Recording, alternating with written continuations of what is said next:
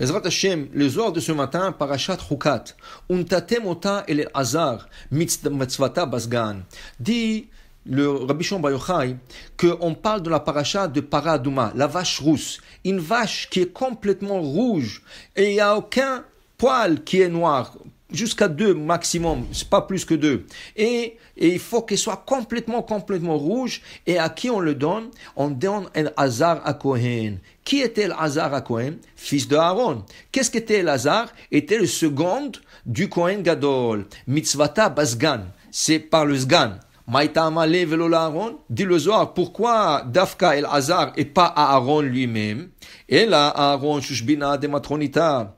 ועוד, d'Aaron, לא אתם מסתרה דטהור, אלא מסתרה דקדוש. Aaron, c'est le Hatan de la Shechina. Et lui, il ne peut pas le faire. Un Hatan, il ne travaille pas. Pendant 7 jours, le Khatan ne devrait pas travailler. Le Khatan ne devrait même pas voyager pour un voyage de noces. Il doit se reposer. Aaron, aussi, en plus de ça, il est Kadosh. Il est sacré, il est Kadosh, il est pur. Alors, il est Kadosh, sacré, mais El-Hazar, il est Tahor. Il est pur. Et ces deux choses, sacré et pur, ces deux choses, et on ne peut pas mélanger les deux niveaux. Au Begin de Da'at, il y a le Tara, il y a avalé. Et puisque la vache vient pour purifier, il faut le donner à quelqu'un qui est au niveau de la pureté et pas quelqu'un qui est sacré. Alors on le donne à El-Hazar et on ne le donne pas à Aaron à Kohen. Dit le Zohar, viens voir. Kol mila dai parai besheva. Tout ce qu'on fait avec la para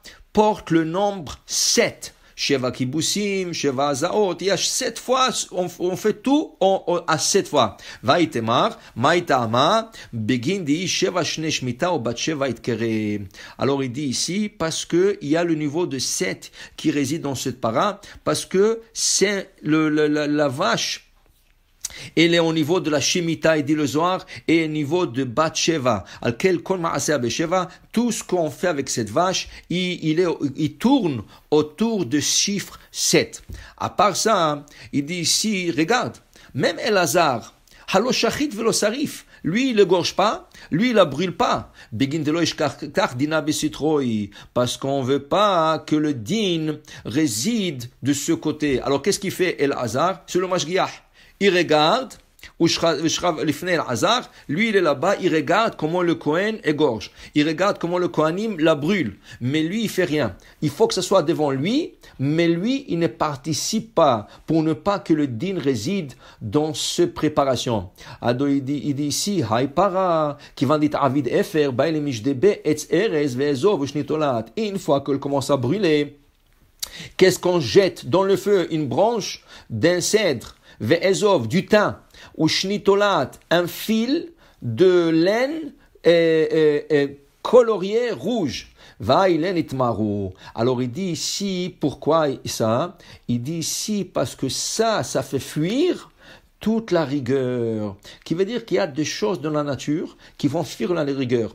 Alors du thym, on dit ezov, du thym, ou nous l'appelons le za'atar.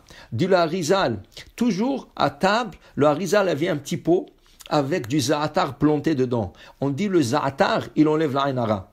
Tu prends une petite plante, tu mets la za'atar, ça enlève la ainara. C'est bien de manger aussi le za'atar, ça guérit aussi. Mais pour te dire que chacun de ce etz erev, le cèdre, le thym et le fil rouge en laine de tolaat, ils ont des ségoulottes eux-mêmes, comme le 11 encens de la Ketoret.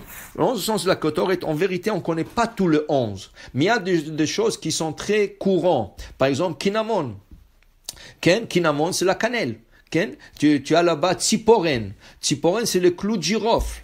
Alors on te dit que ce 11 encens, ils composent la Ketoret, qui éloigne la mort. Comme on a vu dans la paracha, c'est elle qui a expié sur la mort. C'est elle qui fait beaucoup de choses pour éloigner le Satan, le Tzara. Mais aussi, chacun de Simanim, il a sa force. Alors on dit que si quelqu'un a peur d'Ainara, ou il veut pas que, par exemple, il a invité beaucoup de gens chez lui à la maison, et il a peur qu'ils vont commencer à regarder la maison, ils vont lui mettre Ainara, prends une petite marmite, remplis-la avec de l'eau, et prends deux bâtons de cannelle et commence à le bouillir. Laisse-le 2, 3 heures, 4 heures sous le feu. D'abord, ça fait une bonne odeur dans la maison. Deuxièmement, la vapeur qui se dégage enlève l'aïnara de la maison. Ainsi, pour le clou du rof. Tu prends du clou du rof, tu le mets dans une marmite avec de l'eau, toute la vapeur qui se dégage, c'est une bonne odeur et ça enlève l'aïnara. Alors, il y a des choses que la Torah a utilisées pour certaines choses, comme dans la para adouma, on a utilisé le thym. Le thym, c'est contre aïnara, dit le Zohar, Ezov, le za'atar. Ainsi, le simanim de la Ktoret, celle qu'on connaît pas, on connaît pas tous, malgré qu'il y en a qui disent qu'ils connaissent tous, mais c'est pas sûr, c'est mahloket. Alors, le tziporen, le clou du rof et la cannelle, kinamon, ça, cela aussi, ça enlève l'aïnara. Baruch Adonai le'olam, amen ve amen.